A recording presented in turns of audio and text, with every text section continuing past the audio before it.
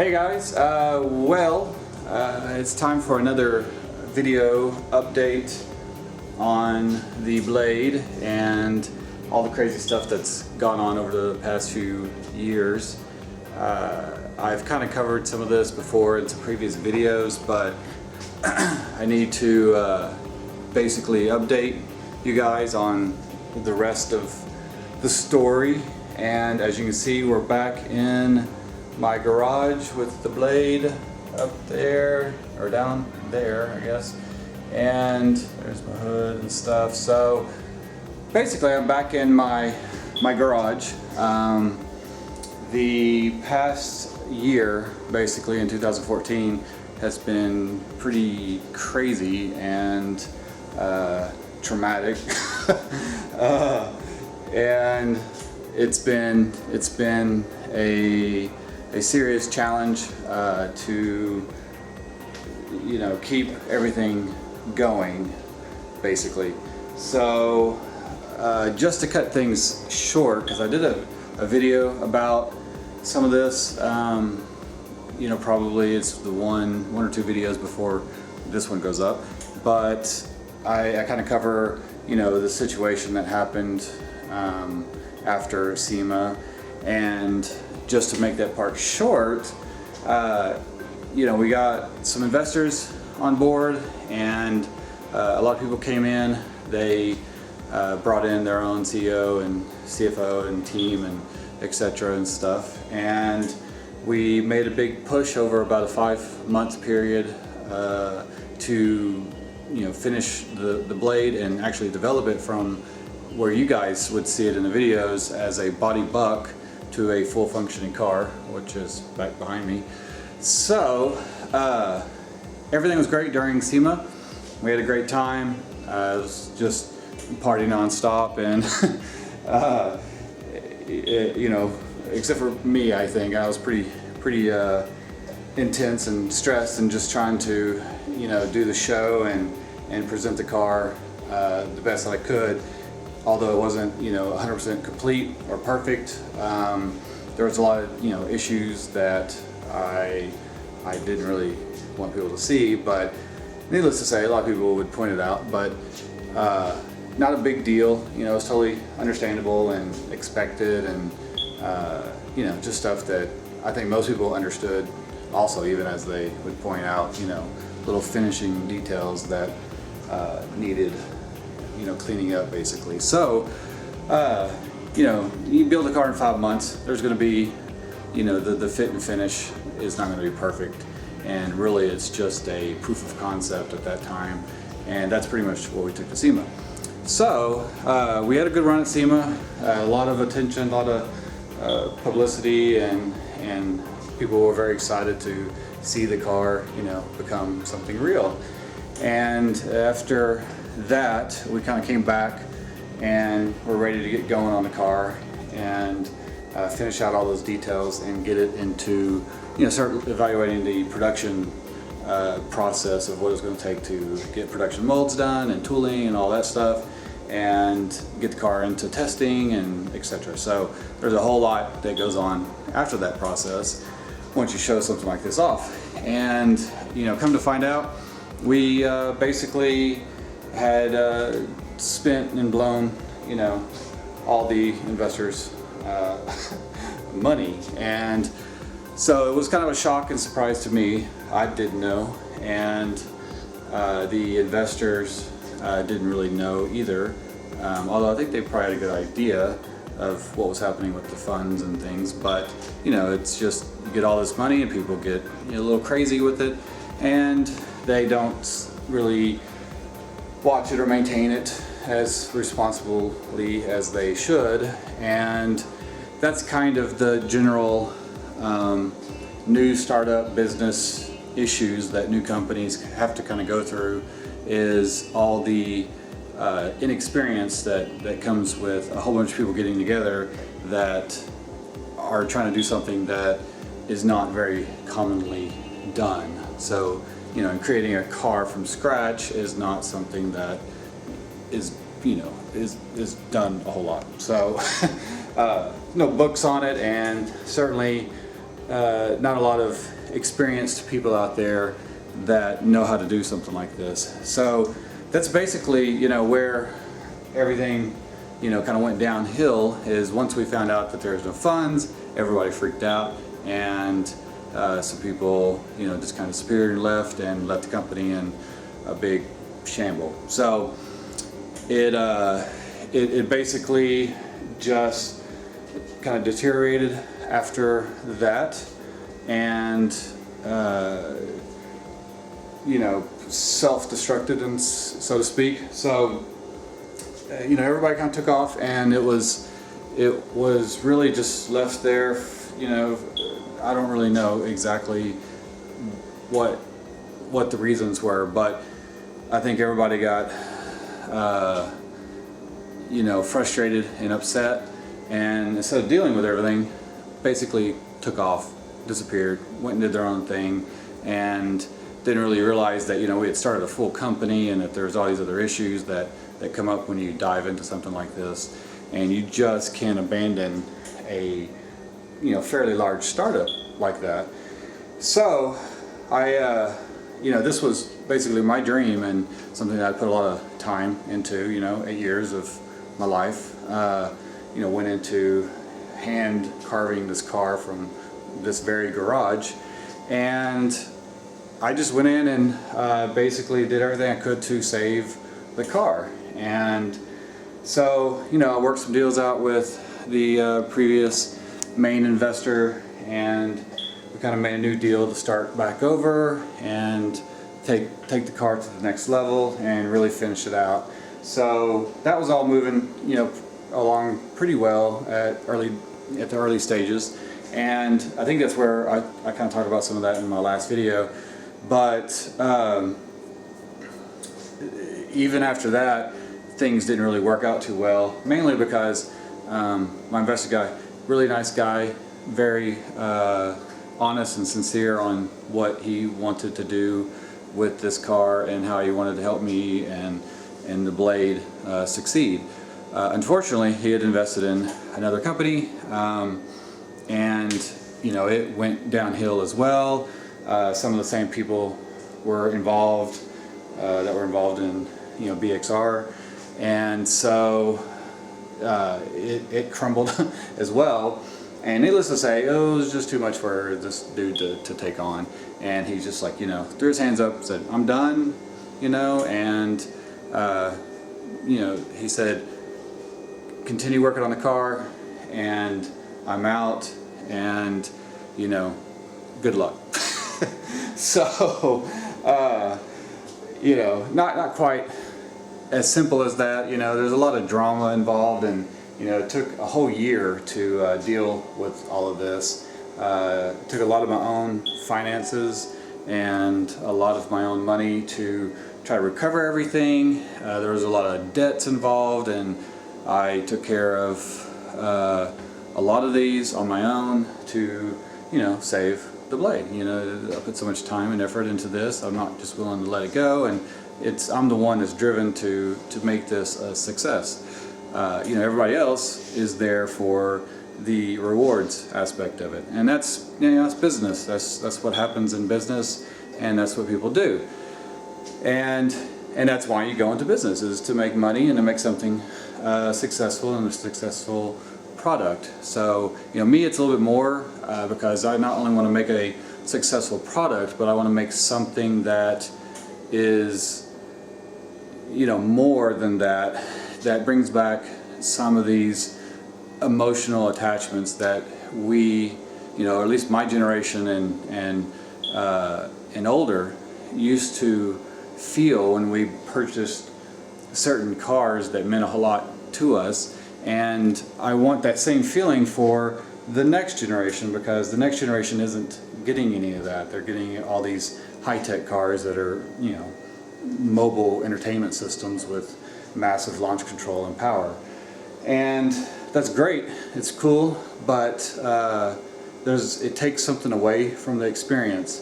And so I'm trying to bring back that raw experience that we had in the older cars, although keeping it, you know, modern and compliant to today's standards and things. So it's quite a challenge. But anyway,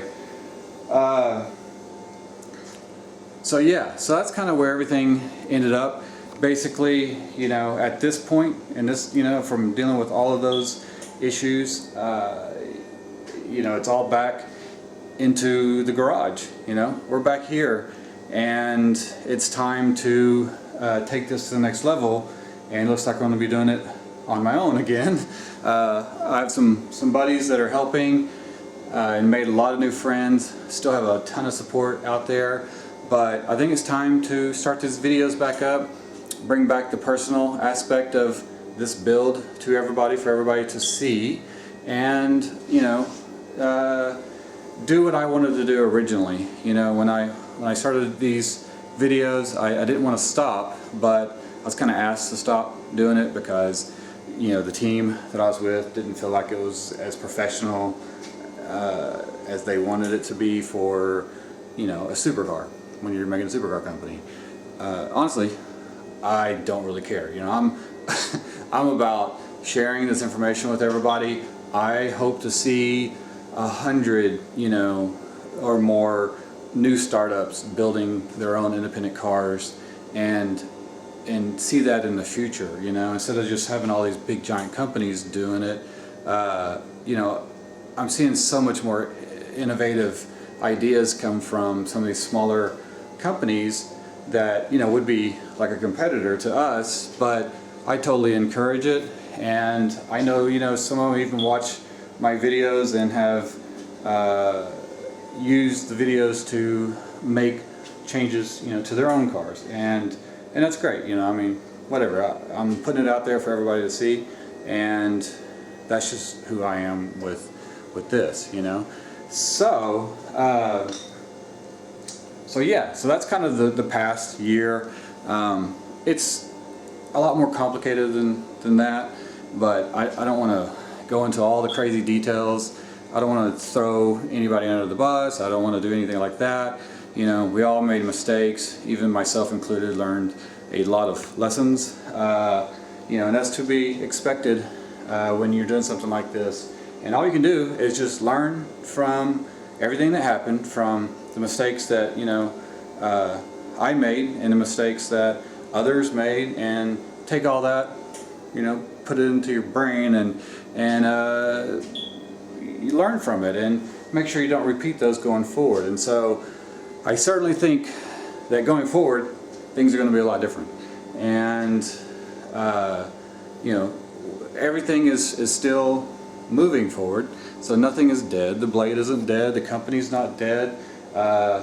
I just don't have investors anymore, or a large team behind me, you know, helping with all this.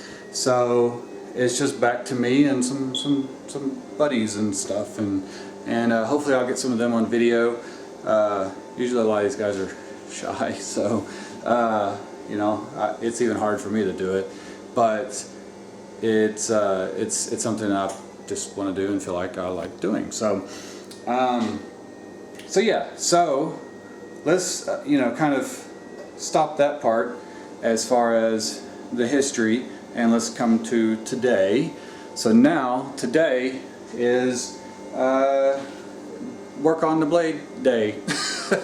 And basically we had a chance to take it to the track and do some track testing for several days, a couple of weeks, and did all kinds of stuff, tried everything possible to break the car in any and every way possible. I mean, I even drove it over grass and rocks and stuff, and I was like, let's screw something up, and nothing broke. so I feel pretty good about that, you know, and I didn't go easy on it. I mean, I really tried to bust this thing up. So so yeah, so that's basically, you know, what we did over those 2 weeks, and did some track testing, and you know, did a big shakedown of the suspension in the car, and you know, tested the you know, the alignment, which was a big one to sort out, because this car is not easy to align. due to the size of the tires and wheels and all that stuff. So we had to use we had to actually borrow someone's system to do this and do a very simplistic alignment system, but it worked really well. So we're gonna have to get one of these in the future, and I have some pictures of it on Instagram and stuff. And that's something you guys, while I mention that, you know, all the YouTube followers, you guys need to go over to Instagram too, because I haven't had a lot of time to do these videos, and mainly for a bunch of reasons, all the drama, and you know, there's a lot of personal issues that I didn't really want to have to go into, and it kind of took a while for me to come to the realization that this is where I'm at now. So now I just don't care, and I just want to get back to getting this to where I want it to be. You know, it's not there. It's like, you know, like 80%, and there's so many things I want to do and just didn't have time to do, and didn't have money to do it, and all that stuff, and still don't have the money to do it, but I'm going to do it anyway. So anyway, so back to the testing. Testing went really good. We pulled, you know, a maximum of like 2.2 G's on the skid pad, and you know, was averaging 1.7 to 2 G's on some of the really hard turns on the track. You know, the car really has way too much power for the track, and so it was very difficult to keep traction under control, and it really just needs a full naturally aspirated motor that's meant for road racing if it's for the track car, not, you know, 1300 or 700 or 800 horsepower. All of that is too much for the track. So, and I have big giant tires, so the tires are Pirelli P0s 355/30, so they're some of the largest tires, you know, that are production made for a car like this, and zero grip at that in any gear at any speed. So it's just crazy. So anyway, so we learned a lot of things out on the track, and now it's here back in the garage. And so the goal right now is to make some of these adjustments that we noticed that we needed to make on the track, and to fix some things the way that I want them done, you know, more or less kind of like a quality thing. So there's some areas where we, you know, had to just move really quickly and didn't really do the best job, and people didn't see it. We didn't really spend a lot of time on it. So now it's time to go back and deal with all that stuff. So the car here has all the nice interior, although we've already started taking it apart. So the dash, you know, is down here. I don't know if you can see that right there. And it, you know, it had a touch screen in the middle and a digital display here, wherever it's at. So all of that's kind of going away, and the interior inside, let's see if we can see some of this. I don't know. So you kind of see the seats and stuff. You can see the suspension in the back, stuff like that. But I've already yanked the whole dash out, so you can see it's a big giant mess. And so we just did that. It doesn't. The cool thing about, I guess, making your own car, you get to make and design how easy it comes apart too. And that's something I've always, you know, made a big focus, is that I intend for people to tweak and work and be able to work on this car. So I've made it to where all the dash and all the panels and all the stuff like that come out really easily without having to need a bunch of special tools, or, you know, just have to undo 1,000 nuts and screws and bolts and whatever, right, to take it apart. That's something that's always frustrated me with just about every car, is just how difficult it is to get things out. And so I want this to be a car where people, it's not difficult, it's easy. And anyway, so now this is where it's at. It's in the garage, and we are getting ready to take all the wrap off the car, and it's not going to be red anymore. It'll probably be black and gray, and I don't even know what color it is underneath there. I never saw it when it got the wrap. I was doing some other things, and I didn't get to see this car get wrapped. I saw the white car get wrapped, and that's the body buck. Unfortunately, that's destroyed. So this is now the new body buck. So after we get some of the wrap off and make some of the tweaks, we've been kind of working on the exhaust and stuff, because one side of the turbos is shooting out some oil, and I wasn't sure if it was the bearing or if it was getting too much excessive blow-by from the crankcase and kind of pushing back up where the oil drains from the turbo. So I think it's a combination of those things, and so we have a few solutions for that, and we're going to try to create a separate system for the oil to drain into, and then drain from that back into the pan, or you know, throw a dry sump setup on it. Probably something created by Bill Daly, and he's got a really nice setup that's a self-contained dry sump system. And so if we do that, then we'll just feed the turbos into the dry sump you know, lines, and then that goes into the storage tank. So anyway, I don't know, we'll see how far we get with that. I really want to do the dry sump because it'll allow me to lower the engine down like almost 4 more inches, and that's a really big plus. We'll see how that works out in the future. So anyway, then the next big things that are going to be happening on the car, and what I'll be doing most of these video series after this will be on if I'm saying that right, will be the body. So if you followed some of the stuff on Instagram or Facebook or anywhere else, I've posted new renderings of the new body, and we basically widened the track in the front right there, and it's going to be about 2 inches wider on each side of the car. And then I'm going to end up putting the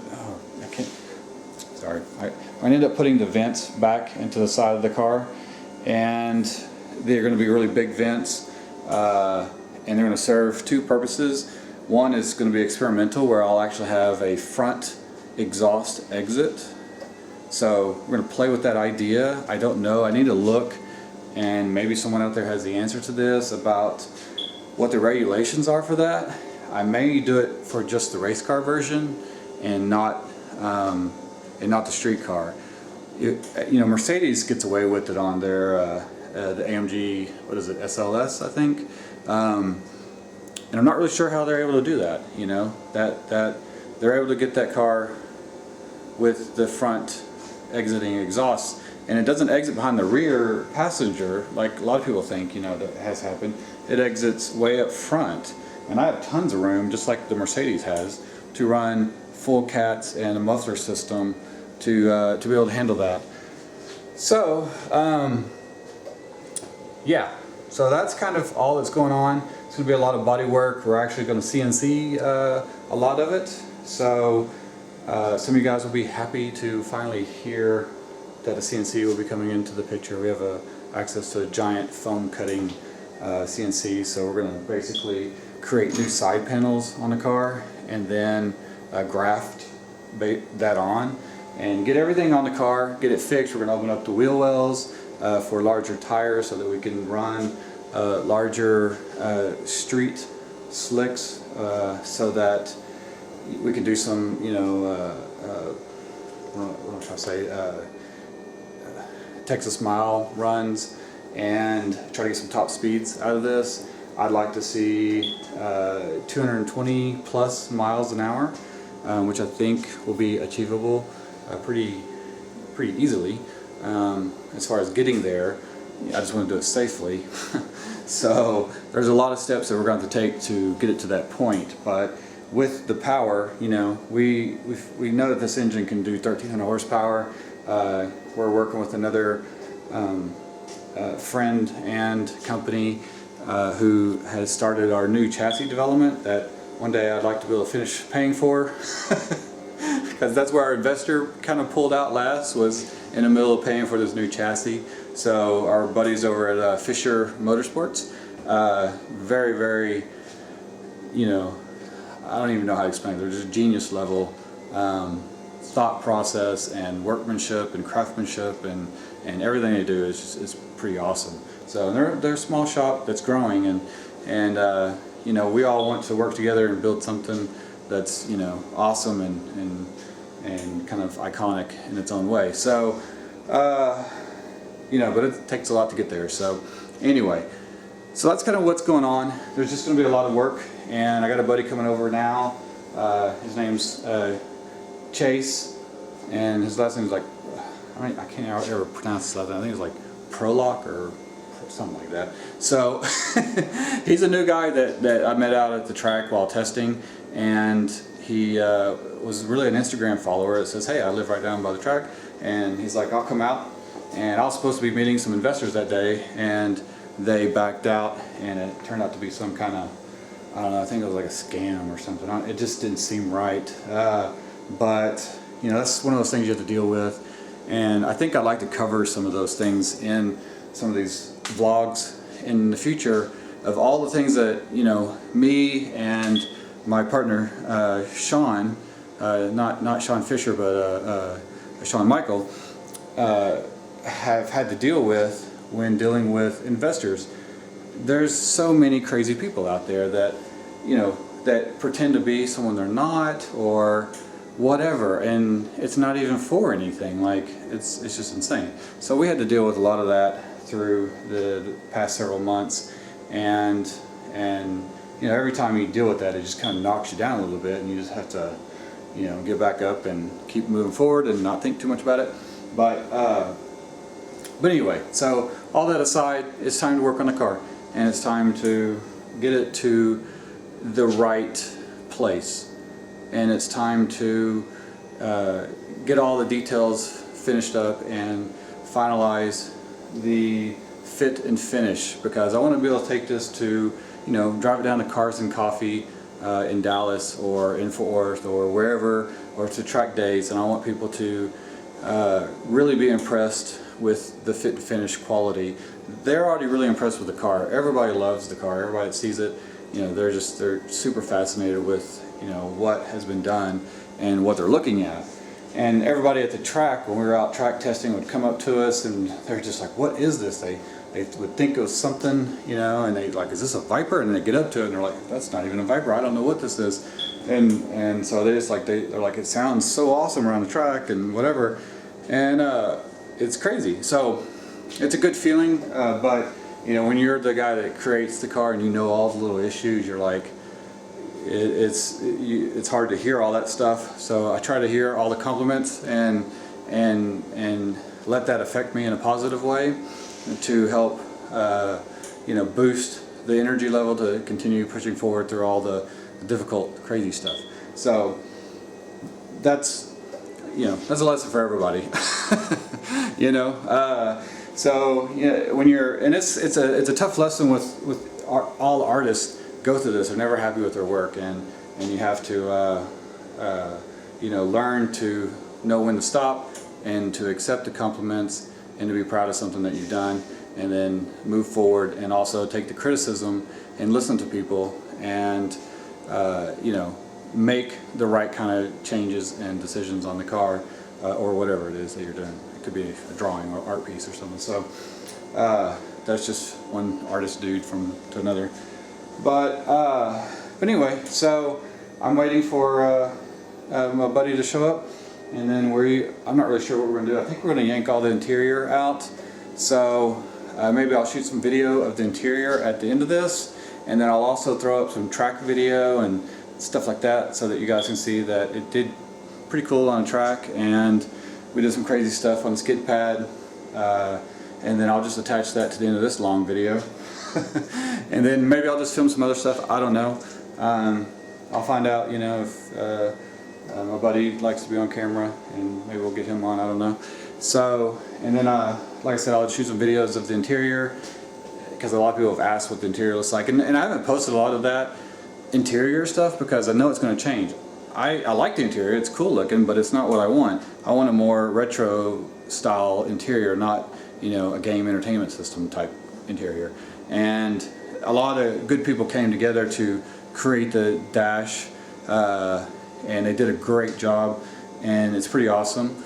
So that may be something I use in something else or whatever, but honestly, I just want, you know, just give me a tack and a speedo and that's it, and some switches and stuff. So I like that, and it's been requested so much from people, you know, people that have Lamborghinis and like a McLaren. There's one guy with a McLaren that's a friend of mine that he's like, get rid of all of it. And he's even showing me in the car. It's like, get rid of all this crap and then put in some simple stuff so I know how to get into the car and use it.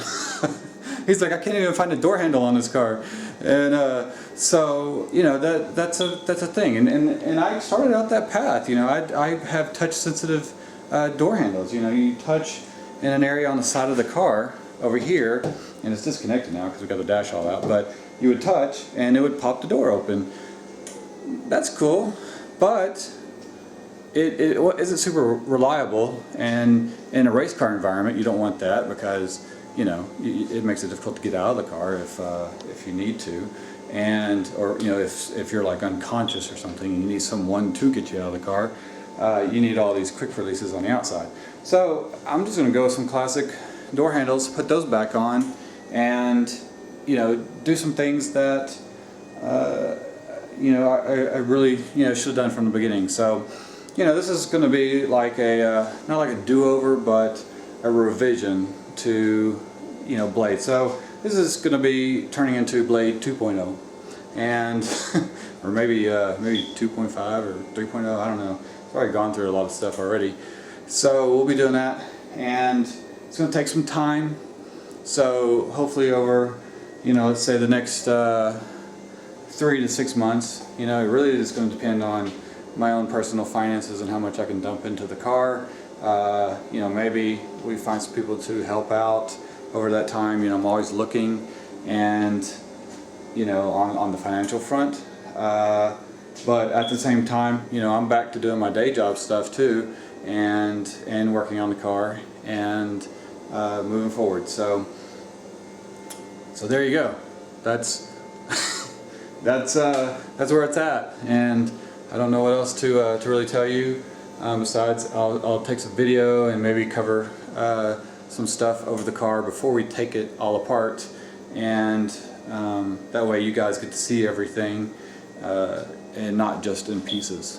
Alright, so I think I'm going to end the video here. My battery's about to die, and I will see you guys in the next video. Alright, later.